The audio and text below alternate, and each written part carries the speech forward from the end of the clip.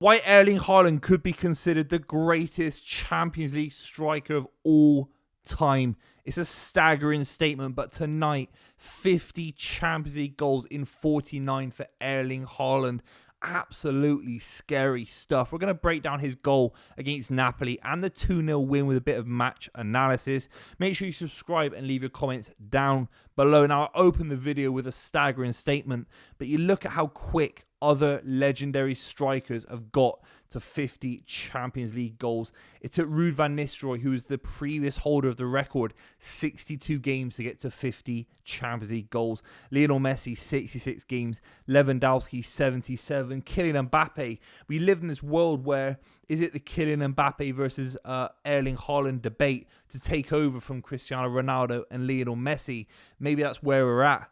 And it took Kylian Mbappe 79 games to score 50 Champions League goals, which in its own right is incredibly impressive. And Kylian Mbappe is ripping it up right now. But Erling Haaland is doing even better. It is scary what this guy's doing. 15 goals in his last 11.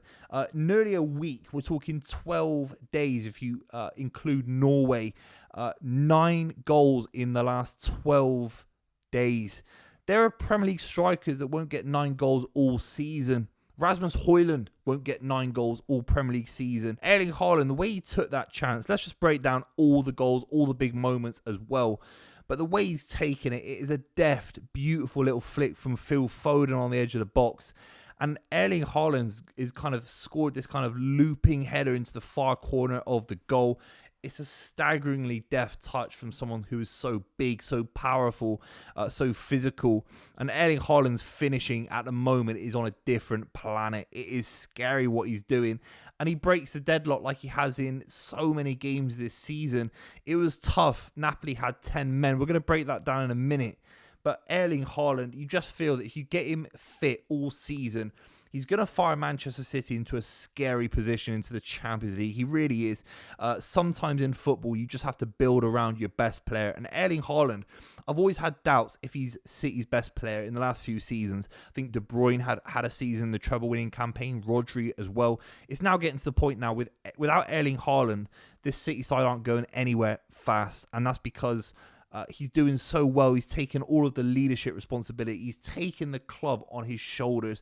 He's doing an unbelievable thing. And to have a Man City striker hitting these numbers, spending a large part of his time at Manchester City and beating the likes of Lionel Messi to 50 Champions League goals, it is scary stuff. We have to talk about Jeremy Doku's brilliant goal in the 65th minute as well. He's been a threat all game. And ultimately, somehow weaves his way through 2 or 3 defenders and a brilliant finish on his left foot as well. There will be some critics about Jeremy Doku's wastefulness. I am one of them.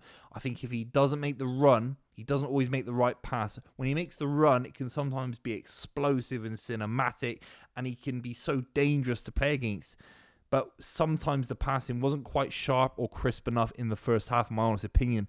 I think he rectifies what could have been an average performance in the first half with a staggering goal of the highest quality. It really, really is. I have to talk about Phil Foden because Phil Foden, for me, was getting written off by every football fan in the world. It felt it was shameful. How many football players at this level, whether we like it or not, have taken seasons off or seasons to readjust or seasons to go back to the drawing board and kind of re-galvanize themselves and understand what they're doing it for, why they love the game. If you're Phil Foden, you're 24 years old, you've just won 4 Premier League titles in a row, 6 Premier League titles in your entire career by the age of 24, 25, a treble. These are staggering things for someone so young to win. He will end up being England's most decorated football player ever at club level. So, of course, he's allowed a season off to be a little bit flat. This season so far in the Manchester derby against Napoli tonight, he wants the ball. He's running into space. He's taking risks. He's finding players. The quality of ball from Phil Foden is absolutely outstanding. His first touch is electric, and you still feel he's got 2 or 3 gears to grow into, not only this season, but in the next few years as well. So, there are football fans that wrote this guy off and they said he'd never have these kind of performances ever again. I know who you are. I know where you live. And I I'm going to have to send you some sort of threatening letter, because ultimately it's an absolute disgrace what you guys were saying about Phil Foden. And I'll never forget it. He's been absolutely superb since the Manchester derby, and his link up with Erling Haaland was sensational. We saw it in the first half. It changed the game. Phil Foden gets the kind of second bounce from a long Donnarumma ball. He plays a beautiful ball on the outside of his left foot around the Napoli back line. It's Di Lorenzo who gets caught out, couldn't quite touch the ball. It's a red card all day long on Erling Haaland. It's a very interesting observation, that goal, because Donnarumma is now definitely being told to go long. These aren't just small moments in the game where he's under pressure. It is a strategy now to go long, cause chaos in the opposition third, and try and get little flick-ons and balls bouncing in and around Phil Foden, in and around Jeremy Doku and Erling Haaland. The City side got more pace, and it caused Napoli all sorts of issues, the long ball, and it got their players sent off. You have to talk about it because it obviously affected Kevin De Bruyne's return to the Etihad Stadium only a few months after leaving Manchester City as the Premier League's greatest ever centre-back. He had to be taken off just because the legs needed to cover a massive pitch like the Etihad, a ball-playing side like Manchester City with only 10 men. I mean, De Bruyne didn't have it last season. He probably never had that kind of pace in his locker anyway, that kind of fitness. He is a bit of a luxury player. He was playing some unbelievable balls around the corner and across the pitch. It was beautiful to watch. It really was. I wouldn't have minded if De Bruyne scored a hat-trick today. I couldn't care less, to be honest. And I was kind of glad he got taken off, because he would have ended up doing something of the highest quality. I have no doubt about it at all. But ultimately, the red card definitely should have stood. And ultimately, it affected the game because Napoli had no outball. Højlund's stinker and hooked. Anguissa was okay. Poliano was okay. McTominay couldn't get into the game. A red card affects everything, and fair play to Napoli. They dug in there. They weren't bad today at all. You have to say, there are some big observations about this City 11 going into Arsenal. I'll be talking about Arsenal in a separate video, so make sure you subscribe for that. But you have to say, the back four for me, if you include Donnarumma as the back five, if you include Rodri as the back six, actually looks far more settled now. Ruben Diaz and Gvardiol are the starting centre-backs, except for injury and kind of rotation in League Cup games and maybe dead rubber Champions League games coming up. Nico O'Reilly, left back, sensational today. Kujanov, right back, absolutely unbelievable. And he was little flick-ons from Kujanov today, little one-touch passes.